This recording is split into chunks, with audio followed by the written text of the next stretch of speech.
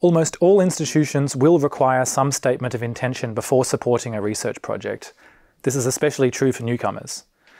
In terms of artistic research, some have seen this as a potential clamp on artistic freedom, since, as Kershaw states, even the most open and carefully expressed queries inevitably imply a more or less predictable range of responses, which flatly contradicts the qualities of radical openness and excess that the creativity of the arts, at its best, can produce.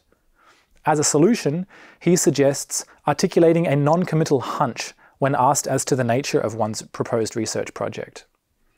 Borgdorf also leaves the door open to research proposals which provide little detail in advance as to their possible methods, on the basis that one allows the art to generate the criteria, noting that academic researchers often develop the appropriate research methods and techniques as they go, and provide rules for the validity and reliability of the research results that arise from within the research domain. He goes as far as to state that science at its best is less rigid and constrained than some participants in the debate on artistic research would like to believe. Paraphrasing Patrick Dunleavy, the researcher poses the question, provides the answer, and posits the terms on which it is to be assessed. As such, some consider it plausible to defend a project proposal which articulates almost nothing in the way of its working methods before beginning.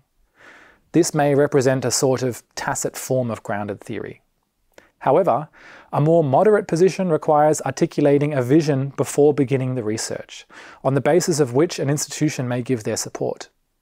For example, the Norwegian National Artistic Research Fellowship requires the applicant to demonstrate that their suggested project is an independent artistic project of a high standard with national and international relevance to the subject area, document recognized artistic work or artistic research of a certain scope, how the project is placed in the context of relevant discourses and the significance to the subject area, and how the project shall focus on different forms of reflection also has a central place.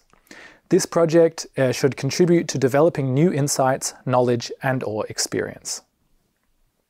Referring back to the beginning of the course, where personal curiosity and their manifestation in questions is suggested to be the beginning of research in general, one could attempt in a research proposal to define a domain of interest to the project, a context for one's work, and a set of questions, perhaps structured under a central research question, questions that explore where you wish to add value to this research domain.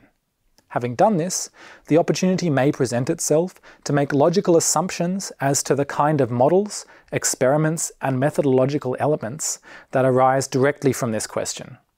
That would be, in my opinion, a sound research proposal.